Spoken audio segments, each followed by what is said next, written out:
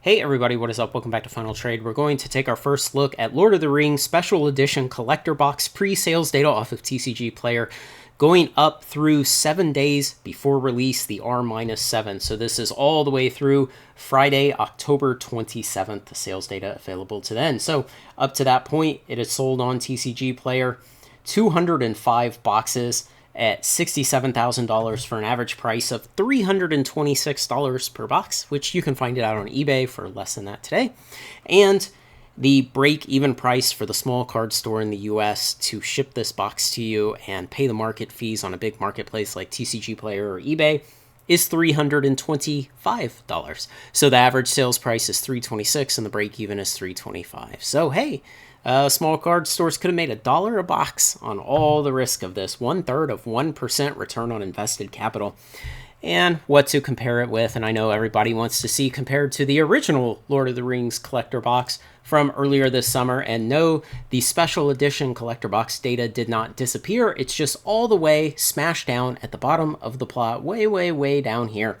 And so comparatively, the original Lord of the Rings collector box at this same point, R-7 in its lifetime, had sold $2,076,000 of collector boxes compared to $67,000. So, just an additional $2 million worth of product. So it outsold the special edition 31-1 at this point. And so let's try some other things we can put up here to kind of see, get a good comparison of where these special edition boxes are running. And of course, you saw I put up the 3 worst performers we've had for collector boxes in the 18 plus months we've been collecting data with this tool: March of the Machine, Aftermath, Unfinity, and Streets of New Capenna. And when we put it up there, yeah, it falls in there. So better than the red line of Aftermath, better than the yellow line of Infinity, but trailing the purple line of Streets of New Capenna. And this is a bit of a head scratcher for me. So the original Lord of the Rings collector boxes, even today, months after the One of One ring was found and published, are still selling right at $400. They have just defied gravity to hold their price up that high through the rest of the release waves, to have been so stable at such a profitable price over the wholesale. I don't understand it. I don't claim to have a theory for why, but I further don't have a theory for why this box is underperforming in price so badly. Why the prices are around the 300s today on TCG Player and eBay, when the original box is still at the 400s, and they mostly contain the same cards. And yes, you can make an argument that maybe the serialized cards are different in the 2 boxes, but I bet if you go out and you look at completed sales on eBay of the serialized rings in the original boxes, and you allocate it as a estimated value contribution from potential serialized cards across the original boxes, it's not going to come up with that extra $100 difference in price. And the other thing that really makes it a head scratcher for me is there's new artwork. They're going and they're getting a bunch of the Tim and Greg Hildebrandt artwork from the Lord of the Ring calendars from 1976 through 78. I made a video about that. I'll put a link on the screen right now.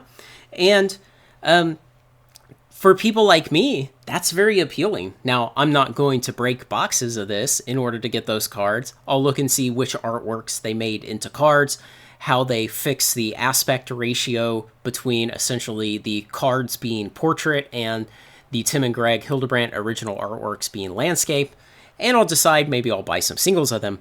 But for people like me, that's kind of appealing. It's neat to have that artwork in there. Potentially one problem is, like I said, those calendars were 1976 to 78. That's older than I am. And so the number of people who may be interested in that may not be that high. And there may be another very slight factor affecting it. I was watching someone else's YouTube channel. I honestly do not remember who it was, some other Magic creator.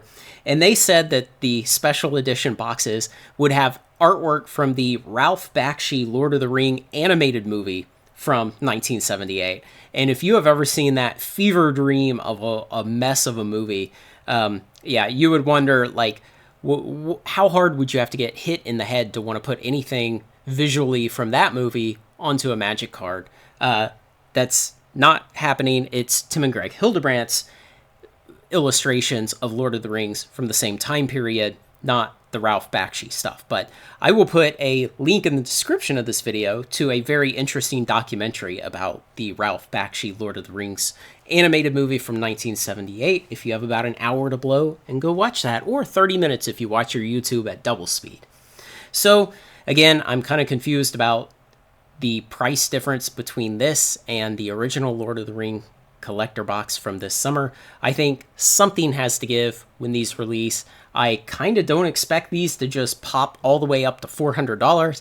I really expect these to pop up a little bit, you know, $330, $340 maybe. And I expect the original boxes to come down $360, $370. You know, they can maintain a little bit of imbalance. They don't have to reach the same price because obviously people will feel differently about them and evaluate the contents of the boxes differently. But I expect them to narrow the gap between the prices after release. Let me know what you think. I'll have another look at these 1 week from today after release, and then they'll go on the normal 30-day and 60-day post-release checkups where we once again look at the data off of TCG Player. Thanks to everyone who makes this content possible, especially my generous supporters on Patreon. Like, comment, share, and subscribe, and join me on Final Trade.